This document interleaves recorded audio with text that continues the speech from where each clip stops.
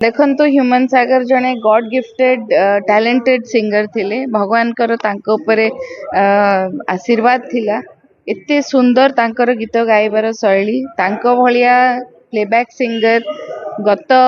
दशंधि रे से गोटे ओडिशार म्यूजिक इंडस्ट्री उपरे राज करथिले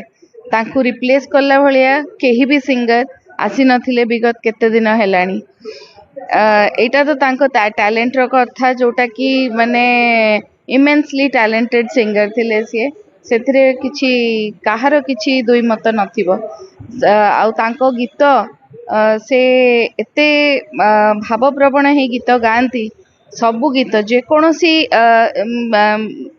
एक्सप्रेशन मीनिंग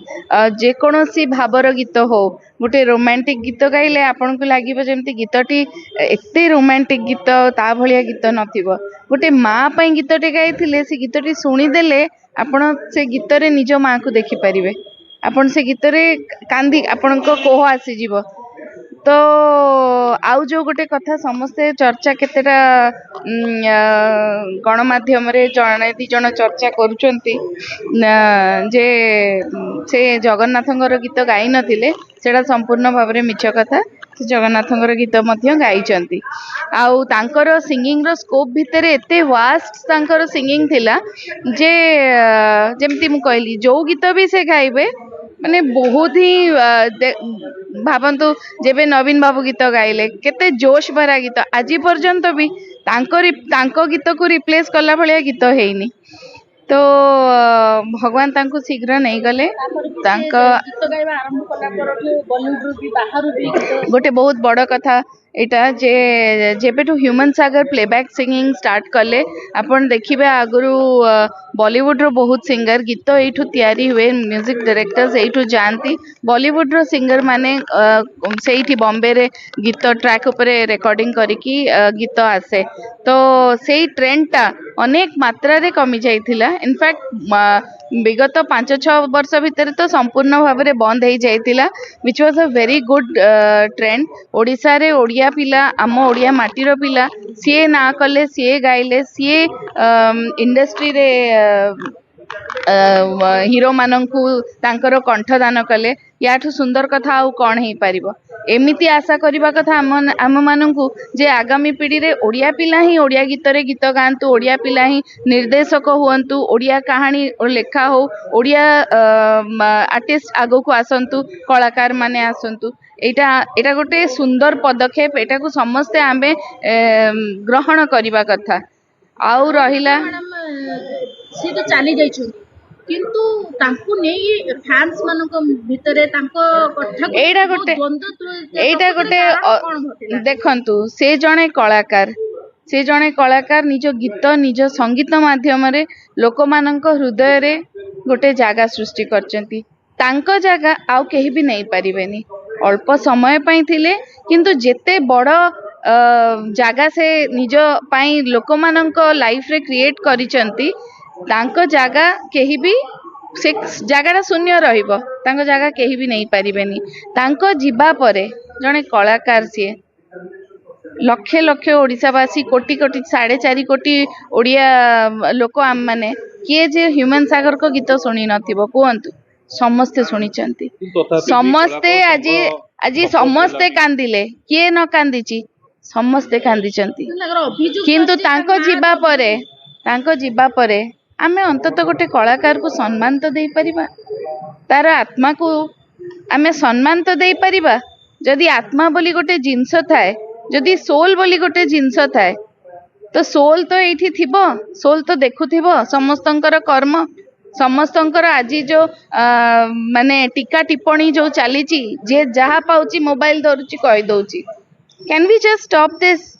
आमे एटा को स्टॉप करि परिबा कि आमे टिके रेस्पेक्ट दे परिबा कि गोटे दिवंगत कलाकार से गोटे आज एते अल्प बयस रे आ तांकर जीवाटा तांको परिवार अछि केही टिके चिंता करूनांती से छोट झियो उपरे कोन प्रभाव पड़िबो ए सबुर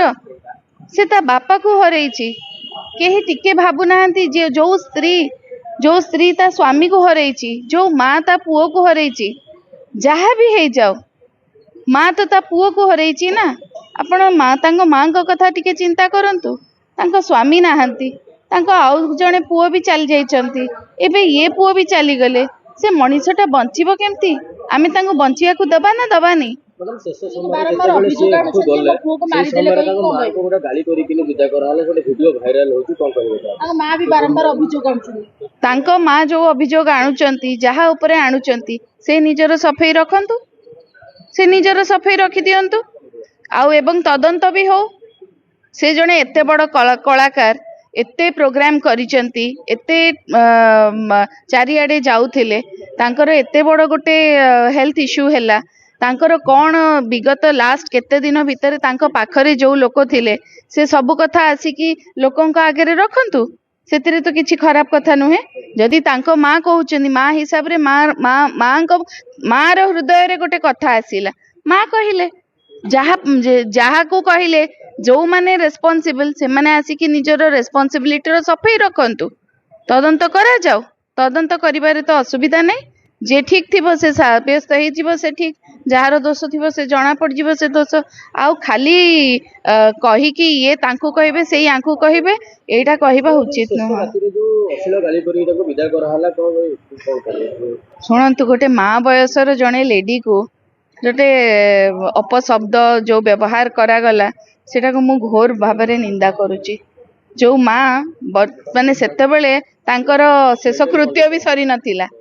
ସେତେବେଳେ କଫିନ ଭିତରେ ବି ତାଙ୍କୁ ରଖାଯାଇ ନଥିଲା, ଶେଷ କୃତ୍ୟ ବି ସରିନି, ସେ ତାଙ୍କୁ ଗାଳି କରିଲେ। ତ ଏଟାକୁ